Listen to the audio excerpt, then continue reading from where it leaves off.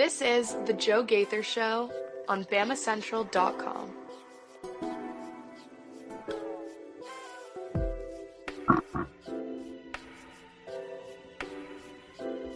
Good afternoon, Tuscaloosa, Internet World, West Alabama. How are we doing today on this Thursday, bye-week Thursday?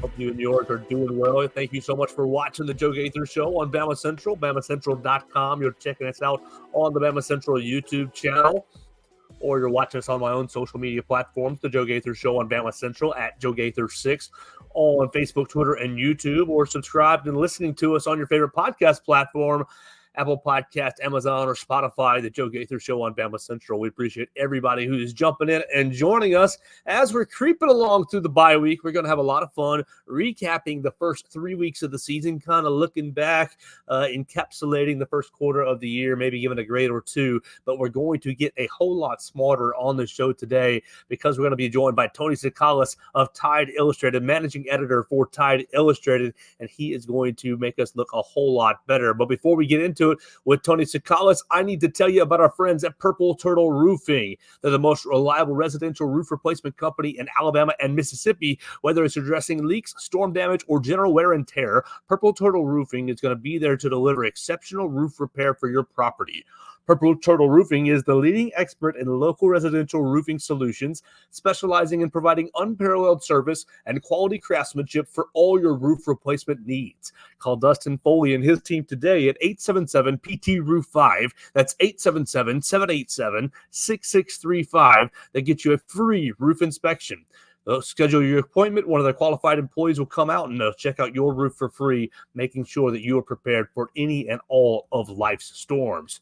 We appreciate Purple Turtle Roofing for sponsoring the Joe Gaither Show. And with that, we welcome our friend, Tony Tsoukalas. You follow him on the Twitter machine already at Tony_Tsoukalas. The T is silent. He's the managing editor of TideIllustrated. And together we survived a plane ride from Chicago to Denver. Good afternoon, Tony. How's your week been? Have you shaken off that bumpy ride? And then Denver to Birmingham. We're not in Denver right now. Well, certainly. I just meant that was a little bit of a shaky time. Yeah, what's going on? It was that was a very turbulent flight. I'm glad my stomach is still recovering from it, actually. Well, Tony, what'd you make of Wisconsin? Did you have a lot of fun? Obviously, everybody read you at TideIllustrated and follow you at Tony_Tsoukalas. What'd you make of Wisconsin? Yeah, I mean, I liked it. We only got to spend a day or so there, but I thought the Camp Randall lived up to its hype. I mean, for the time that the full stadium was there, right? Because they did empty it out in the fourth quarter, but I enjoyed it. I liked the jump around. I thought that I got to have the spotted cow beer everyone was talking about. So yeah, it was fun. And then Alabama looked pretty good, so give some stuff to write about. Well, let me take you back to your first part of your answer, jump around. I told the people what I did at jump around. I was down in the student section. You guys, all of my reporter buddies, had a different report from up there. What was it like up there? I heard it was a little bit different. Yeah, I mean, from the jump around part, the press box shook. It was kind of it was neat. It was kind of if you've been, I guess we're talking to people that haven't been in the press box, but if you've been in the press box for the Aggie sway in Kyle Field, it was kind of that same kind of it's a little bit unnerving because you're in a room that's moving, but it was fun. I thought it was cool. I think it would be better to be out there and participating in it, but it was still fun to see from the press box for sure. Well, I think it would freak me out to have had it shaking, so I'm glad that I wasn't there for that portion. Alabama's 3 games into its season, so right at a quarter, right? 12-game season, 3 is a quarter. You beat Western Kentucky, you beat South Florida, and you've beaten Wisconsin. And frankly, all 3 teams had a little bit of deficiencies here or there. So, Tony, I'll just open into question. What are your general thoughts on Alabama through 3 weeks of play? Yeah, I think there's flaws, and then there's things that they're really, really good at. Look, this is a big play team. I don't think I have to tell that to anyone. It's a team that can hit a bunch of home runs. It needs to be more of a consistent team. But no, I think this is a team that can score on just about anyone. It's just a matter of how consistently can they do it. And then on defense, I think this is a better defense than we were giving them credit for. I think, or at least at the beginning of the season. I think at the beginning of the year, there was a lot of talk about how the offense was going to be the strength and how this team was going to lean on its offense and really maybe overcome some of its, holes on defense. I think this defense has been a pleasant surprise for Alabama, and whether it be in the secondary or that, the defensive line, I think both of those are better than what we thought they were going to be. Obviously, we knew that Alabama was going to have a pretty good duo between Deontay Lawson and Jahad Campbell, and that's lived up to expectations. But I like what I've seen from the secondary. You got guys like LT Overton, like Tim Keenan, who I think are kind of like taking their game to another level. And so I'm pretty impressed with Kane Womack and his ability to kind of get the best out of a young group and kind of have it perform maybe ahead of schedule. So you've given up, 26 points on the season, 16 to South Florida and 10 to Wisconsin. You've turned the football over, 4 or 5 times now, a couple of times with Keon Sabb and two this past week against Wisconsin. So you've had some good moments for the defense, and absolutely, I agree with you there. But you've also had instances where you're giving things up in the run game, and, okay, quarterbacks are fun and dink and dunks. Well, the competition stepping up in 7 days now, 8 days now, when Georgia comes into Tuscaloosa, and Carson Beck is not deficient like Byron Brown, like Braden Locke, the backup quarterback for Wisconsin, and maybe TJ Finley. How do you think this defense will hold up against maybe a championship level offense? Yeah, I guess we're gonna have to see. When you look at this defense, they haven't faced a quarterback like Carson Beck, and that's one of the things I talked with Mo Linquist today in our media availability. Is just like, is his unit ready to be tested the way it is? And I think there's a lot of optimism there from the Alabama coaching staff that it is. I think one of the benefits of this season and the way Alabama's approached it is they've been able to rotate a lot of cornerbacks in there. So you've gotten a lot of guys reps. That's kept people fresh, and it's also gotten more people the experience they need. So I think they're going to get tested by a Carson Beck. Obviously, he's just at a different level than some of the other quarterbacks they face. But at the same time, I think Alabama's going to be right there with Georgia. There's just so much talk about, is Alabama ready for Georgia? I think you got to look at the other way around too. Is Georgia ready for Alabama? Because Alabama's not going to be a pushover, and this is going to be in Bryant-Denny Stadium. We're talking to Tony Tsoukalas, managing editor for Tide Illustrated. We have seen a lot of rotation, especially on the defensive side of the football. So I'll ask you just to kind of project, do you think that will continue against Georgia? Or do you think the rotations will tighten up and say, okay, big game, big moment, we're only going to let these select guys on the field? Yeah, I think that they're still going to rotate for, a good bit. I think they're not going to rotate for rotation's sake. When you're playing a game, if it's a little bit tighter, I think you're gonna, keep your ones in there a lot longer. But I think part of it is Alabama's still trying to figure out who their ones are and keep people fresh. So I still expect that probably have a little bit tighter rotation against Georgia. I think maybe you lean a little bit on your experience at that point, at least in some regards. But yeah, I don't think you just totally shut that off or anything like that. All right, let's stay on the defensive side of the ball while we keep the theme going. Let's talk about the freshmen. You've had Xavier Brown, you have Jaylen Milaro, Red Morgan. You've seen a lot of freshmen play still early in higher leverage situations. How do you think that they have done? Obviously against lesser competition, but how do you think they've done? Yeah, that's one of the things I was talking about, just the pleasant surprise of those guys. Xavier Brown's just really stepped up. Jaylen Milaro is a guy that I thought was a little bit more raw, that we weren't going to see as much of him early in the season, and we have. So both of those guys have been good. Like you said, Red Morgan too. He's been solid. So you've got a lot of guys that stepped in, and it speaks volumes not only for the now but for the future. Because those guys you would think are just going to get better and better. Not even just throughout this year, but next year, those guys are probably going to be starters too. So it's really encouraging, and I think it's exciting. It's something that Alabama really needed to happen, and that you look at some of the things you looked at the beginning of the season. Alabama has to do this to be a championship caliber team, and this was one of them. So that's a really encouraging sign moving forward. Did you watch the Ryan Williams and Jaylen Milaro newest podcast with Red Morgan yesterday? I've seen clips, but I haven't watched it. I know that they confused Red Morgan for Jermaine Burton, which I can. That was my see. question. Do you think their likeness? They look a little similar. Yeah, a little bit. I didn't think about that. I can at least see where people were going with it. They did another one too. They did like what did they do? Like Zay Mincy and Kool-Aid. I didn't see that one as much. I think I saw a clip and they were like trying to like some other people got confused.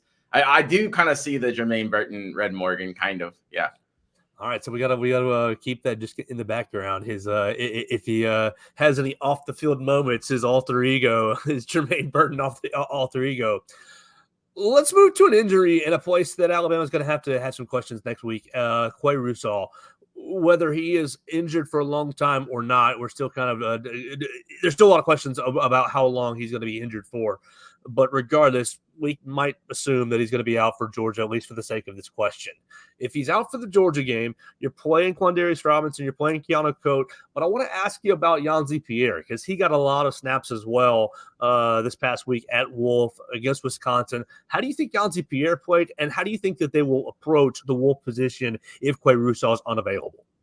Yeah, you'd have to see. I mean, like Q Robinson's been great, but I feel like he's been more of that pass rusher guys. And the hard thing about losing Quay Russaw if they do lose him for this game is that he is kind of like that 3-down guy, and he can kind of help more in the setting the edge in the running game. So you're going to have to find somebody to do that, whether it's going to be Keanu Coate, whether you just maybe get Q Robinson to do that more, or it could be Yanzi Pierre. I think Yanzi Pierre is the guy that's growing into roles.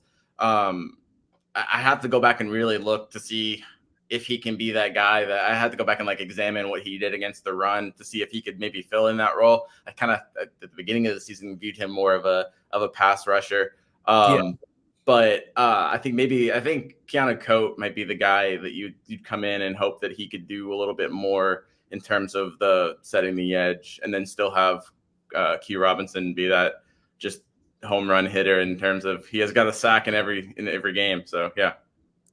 All right, so projecting ahead, Alabama and Georgia. Georgia struggled against Kentucky, really run the football, and struggled offensively. So we've kind of been speaking about the Alabama defensive side of the ball. Do you think that it's just going to be a low-scoring kind of black and blue game, and this Alabama defense is going to be able to hold up and shut down the Carson Beck offense?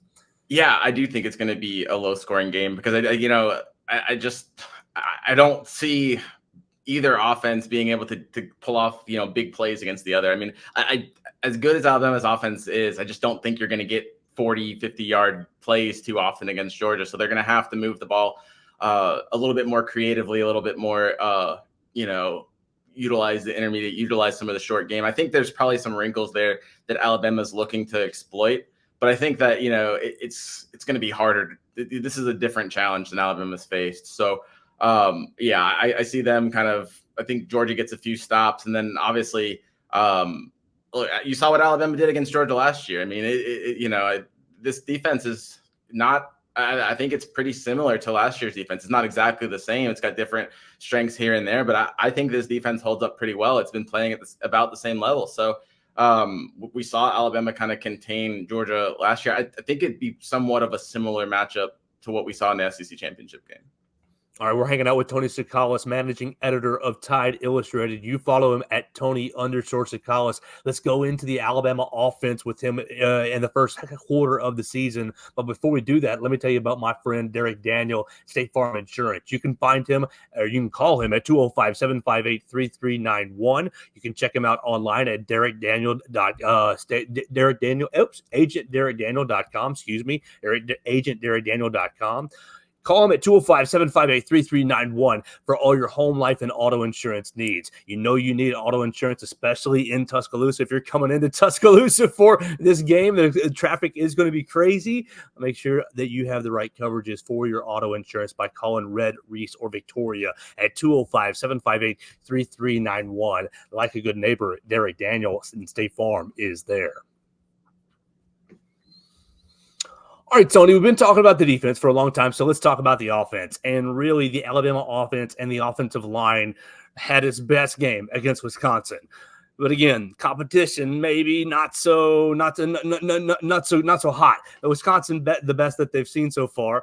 What did you make about the the offensive line performance against Wisconsin? And will we see more performances like that now that we have the maybe first 5 settled? Yeah, I think it's gonna obviously, whenever you get a group playing together consistently, you would think that they're gonna gel, they're gonna play a little bit better. So yeah, I'm expecting to see this group grow. I think that it's not 100% settled at the right tackle position. It's probably like 95%. I know like it's really just like popular among the Alabama fan base to just pile on Wilkin Formby, but I don't think he's as bad as he was against South Florida. And so I think that you can't just totally close the book there. And I think Alabama is going to give him an opportunity still moving forward.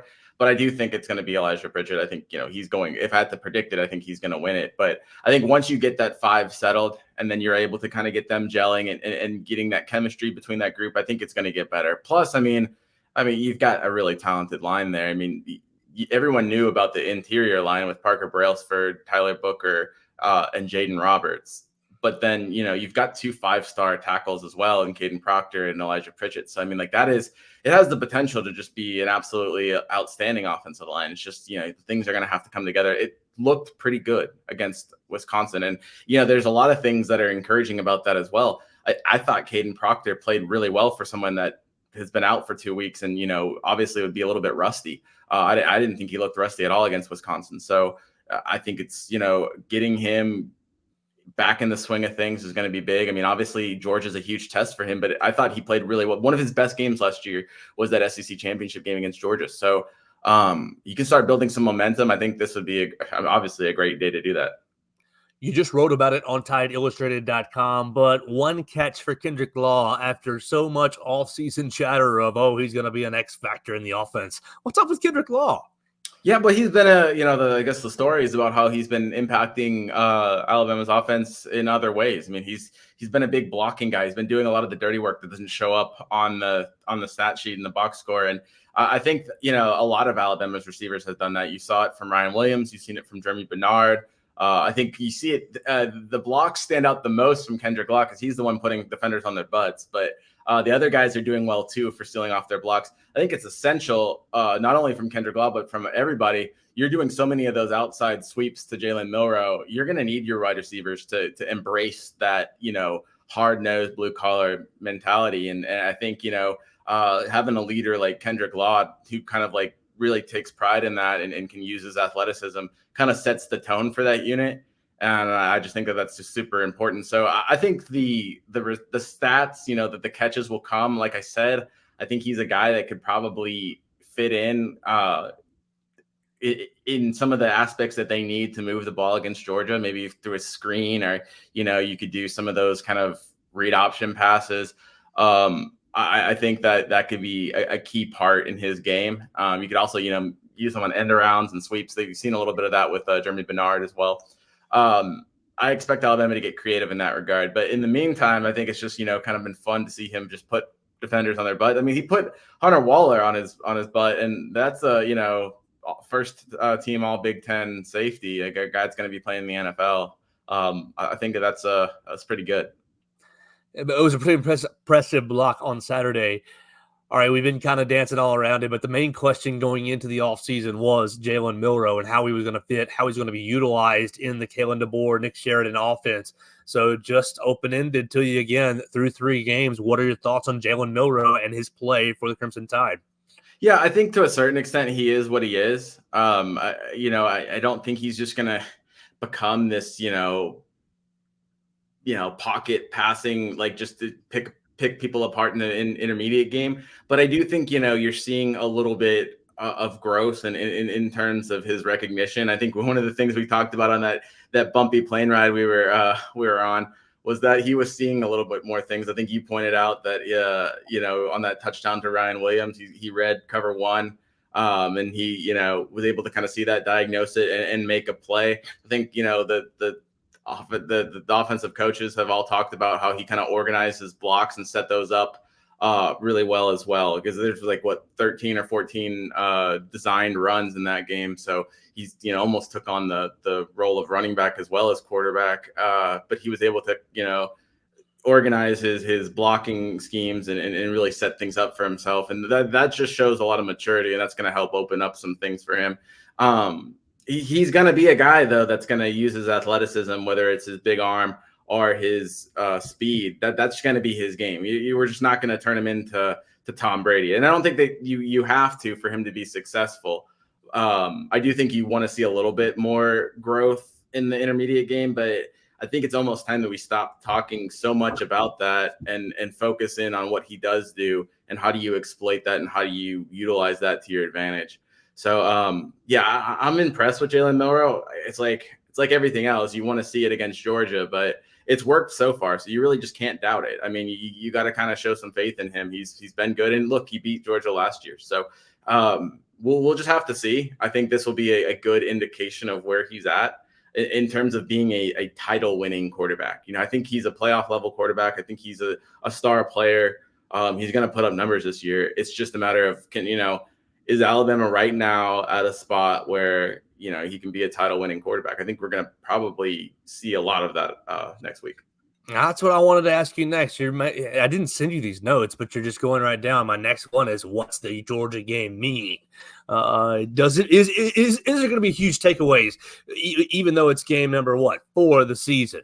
What's it mean being game number 4 in the season, even with the marquee opponent? Yeah, it's not the be all end all. I mean, it's a playoff where 12 teams make it, so you can lose a game. I think it's going to be an indication, though. I think if Alabama just gets totally stuffed by Georgia and just can't move the ball, I think that's a huge sign for red flags of, maybe they're not ready for this kind of defense or this kind of play in the SEC. But as long as they, hang with Georgia and prove, I think that there's room for, improvement regardless of this game. I don't think you lose this game, you're out of it by any means. And that's the same for Georgia. If Georgia was to lose this game, I don't think they're out of it. I do think that winning this game, pretty much puts you in you still got to do some stuff, but it gives you a really good shot at making the playoff. I think that the winner of this game, I would say, is probably going to make the playoff. So assuming that, they handle business, but I think if Alabama wins this one, they're in really good shape. But yeah, like I said, I don't think this is not like before where you played like a LSU, and if you lose it, it's going to be tough to make the conference championship game, and then you won't make the college football is different now. So you can lose it. I know it's kind of weird to say, but it doesn't have that do or die feel anymore. What have you learned about Alabama through 3 weeks? Yeah, it's just a lot of stuff, I guess. Some of the younger players are better than what maybe you thought they'd be at this point. I think a lot of it, though, is you've kind of reaffirmed a lot of things, right? Like you knew that this team was going to be a team that could attack deep downfield. You knew that they were going to be explosive. I think some of the things you've learned is they can get after the passer a little bit more than maybe people were concerned about that. I think they've shown they can do that. Obviously, I don't know if we learned this because I think it's been pretty hyped throughout the preseason, but Ryan Williams came as advertised. I think he's probably what do you thought about him? Yeah, he's been wonderful. I think, physically he probably needs to get a little bit, bigger before he's ready for the NFL. But from a talent standpoint, I think he's like NFL ready right now as a 17-year-old, which is kind of scary just because he's going to keep on getting better and better. But yeah, I think he's one of those players that comes in and is just instantly good. Totally, different sides of the ball, different player. But like it was the same thing with Will Anderson. You come in and this guy was just, you could tell he could play on Sundays. It's just he's just a totally different breed, and I think that's what I'm seeing with Ryan Williams. Whether you want to say it's he's been getting some Julio 2008 talk. That they're totally different receivers, but yeah, he's going, if he keeps up at this level, he's going to be the best receiver Alabama's ever had. I don't know if he'll win a Heisman because I think some of that's dependent, right? But I think that he has a chance to really even beat Devontae Smith's numbers. He can be truly special, assuming he stays healthy. And I only think he's going to be here 3 years because I have no. You're not getting Ryan Williams for a 4th year. If you were able to leave for the NFL sooner, you probably would. We've been hanging out with Tony Tsoukalas, and Tony, I really appreciate your time. I encourage everybody to go follow him at Tony_Tsoukalas. That's TSOUKALAS. Managing editor for Tide Illustrated. Just a couple of more here for you on Alabama football and surrounding Alabama football. Tony, it's a bye week. What are you going to be getting into on Saturday? Yeah, I think I'm just going to relax, maybe watch some college football. My sister works with the Alabama women's hockey team, so I think I'm going to go over there and check them out. I think Ryan Williams is actually dropping the puck Saturday night, so I told my sister I'd check out one of those games. But really, just the low key, enjoy it, recharge, focus on myself like Alabama is, right? And then get geared up for next week, because next week's going to be crazy. It's going to be a huge, huge game. And one more aspect of craziness is that former President Donald Trump is now confirmed to be coming to the game. And this is not a question Tony's politics, but question your experience in 2019 with when he was in office at that point, visiting the Alabama and LSU game. Just how crazy was Bryant-Denny Stadium? How crazy was the atmosphere? And how would you project that going forward in 7-8 days? Yeah, I'm not sure how much he adds to the atmosphere per se. I mean, I think it's just he adds to oh wow, well, at that time it was the president, now it's the former president. But he's at this game. It's obviously just reifies that it's a big game. But I think it's more just the matchup itself. I think everyone's been waiting for this matchup, just like they were waiting for that LSU matchup that year. I will say that the security is going to be intense. I mean, it was already intense. Now you've had, the recent events with Donald Trump, and I'm sure that there's going to be extra measures to make sure to ensure safety. So I'm saying get there early, because Bryant-Denny Stadium is going to be bumping, and there's going to be so much security there. I think that it's going to probably take a while to get into the stadium. So make sure that you guys get there early, and that will be a little bit of a hassle to deal with, but I think it will be it'll be kind of fun, and I'm sure that the crowd will get a kick of whenever Donald Trump's announced in the stadium. I mean, that will just create a roar. Ironically, though, if you remember that LSU game, it was kind of like he was announced, and then you had that to a ghost fumble. It was I don't know if it was that maybe created too much excitement, or just but it was it ended up being a little bit of bad luck for Alabama once they announced him, because it was maybe it's probably just circumstantial, but it could have been just a jolt but there was a jolt of energy. It was kind of neat. You have someone famous like that in the stadium. It's just kind of neat. Everyone likes that. So yeah, it's going to be a pain, Joe, but I think yes, it is. a neat moment inside of Bryant-Denny, sure, so. All right, my last question for you is about the coaches. Kirby Smart, what was he, 1-6 against Alabama, and Kalen DeBoer, first time in this game. What do you think this game means to both coaches? Do you think it means do you think we're going to make too much of it? Oh, Kirby Smart still can't beat Alabama, or Kirby Smart, the new king of the SEC. Do you think we'll make too much of it, or what do you think about the coaching aspect of each side of this game? Oh yeah, we'll definitely make too much of it. That's what we do, right? In games like this, especially with 2 weeks to talk about it. Yeah, we're definitely going to make a lot out of it. I think, obviously these are two of the best coaches in college football. Probably, they're both top 5 coaches easily. I think that they're going to have plenty more matchups against each other throughout the years, whether it be in the playoff or in the SEC championship game. And obviously they're going to play again next year in Athens. So, once again, I don't think if Kirby beats DeBoer, that's not a knock on DeBoer. Just like if DeBoer beats Kirby, I think they're still going to be top 5 coaches regardless of what happens at the end of this one. But I think, from Kalen DeBoer's perspective, right, you win this game, you really announce yourself as, hey, Alabama hasn't gone anywhere at all. They're still we won the conference, and we're here to stay. From a Georgia perspective, I think this is kind of your moment to say, okay, yeah, we're 1-6 against Alabama, but your legend is gone. It's going to be different. It's Nick Saban's not here to haunt us anymore. we're gonna really stick the flag in the ground, and you're gonna have to be behind us for the next few years.